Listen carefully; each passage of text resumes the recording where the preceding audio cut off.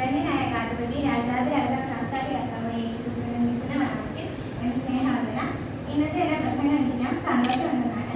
ഇതിനാസ്പദമായി നമുക്കൊരു വാക്യം കഴിഞ്ഞാൽ നെഹമ്യാവ് 8:10 നിങ്ങൾ ദുഃഖിക്കരുത്, യഹോവയുടെ സന്തോഷം നിങ്ങളുടെ ബലമാകുമല്ലോ എന്ന് പറഞ്ഞു. നമ്മുടെ ദൈനംദിന ജീവിതാനുഭവങ്ങൾ മറികടക്കാൻ കഴിയുന്ന ഒരു സന്തോഷത്തെക്കുറിച്ച് ബൈബിൾ സംസാരിക്കും.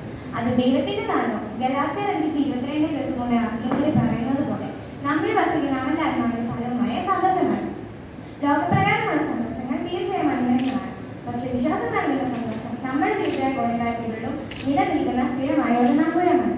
ദൈവത്തിന്റെ സ്നേഹത്തിലും അവന്റെ പരമാധികാരത്തിലും അവന്റെ വാഗ്ദാനങ്ങളിലും വിശ്വസിക്കുന്നവർക്ക് ലഭിക്കുന്ന ഒരു സംതൃപ്തിയാണ് ഇത്. യോഹന്നാൻ 15:11 യേശു തന്റെ സന്തോഷത്തെക്കുറിച്ച് വിശദമായി സംസാരിച്ച് തന്റെ ശിഷ്യന്മാർക്ക് ഉറപ്പ് നൽകി.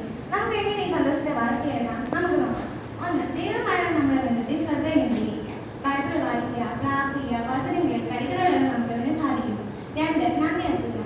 ദൈവം ചെയ്ത ചെറുതും വലുതുമായ എല്ലാ നന്മകളും ഓർത്ത് ദൈവസന്നിധിയിൽ നന്ദി അർപ്പിക്കുക. നന്ദിയുള്ള ഹൃദയം സന്തോഷമുള്ള ഹൃദയമായിട്ട് മാറുന്നു. 3. മറ്റുള്ളവരെ സ്നേഹിക്കുക. നമുക്ക് ചുറ്റുമുള്ളവരെ സ്നേഹിക്കുകയും സഹായിക്കുകയും ചെയ്യുക.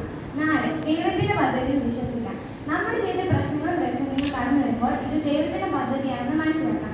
അപ്പോൾ നമുക്ക് ആ പ്രതിസന്ധിയുടെ നടുവിൽ ദൈവിക സന്തോഷം അനുഭവിക്കാനായിട്ട് ഇടയാക്കും. 5. ആദ്യം ദൈവത്തെ അന്വേഷിക്കുക. മത്തായി 6:33 മുമ്പേ അവന്റെ രാജ്യവും നീതി അന്വേഷിക്കുകയും അതോടുകൂടി ഇതൊക്കെ നിങ്ങൾക്ക് ലഭിക്കുമെന്ന് പറഞ്ഞിരിക്കുന്നു. അപ്പോൾ നമ്മുടെ ജീവിതത്തിൽ പ്രകട സ്ഥാനം നാം ദൈവത്തിന് കൊടുത്താൽ നാം അന്വേഷിച്ച് പോകാതെ തന്നെ നമ്മുടെ ജീവിതത്തിൽ ദൈവം സന്തോഷം നൽകുന്നതിനായിട്ട് ഇടയാക്കും. ഭൗമിക സന്തോഷം ക്ഷണികമാണെങ്കിൽ ദൈവത്തിൽ നിന്ന് വരുന്ന സന്തോഷം നമ്മുടെ ജീവിതത്തിൽ നേരിടുന്ന ഏത് പ്രതിസന്ധിയുടെ നടുവിൽ നമ്മളെ നിലനിർത്താൻ കഴിവുള്ള ആഴത്തിലുള്ള ഒരു ഉറവയാണ്. ദൈവത്തിന്റെ നിത്യവും മാറ്റമില്ലാത്തതുമായ സ്നേഹത്തെ നങ്കൂരം ഇടപെട്ടിരിക്കുന്ന ഒരു സന്തോഷമാണ് ഇത്. അവനെ അന്വേഷിക്കുന്ന ഏവർക്കും ഇത് സൗജന്യമായി ലഭിക്കുന്നു. നിങ്ങൾക്ക് ഓരോരുത്തർക്കും ഈ സന്തോഷം കണ്ടെത്താനും അനുഭവിക്കാനും കഴിയട്ടെ എന്ന് പ്രാർത്ഥിച്ചുകൊണ്ട് ഞാൻ വാർത്ത നൽകുന്നു.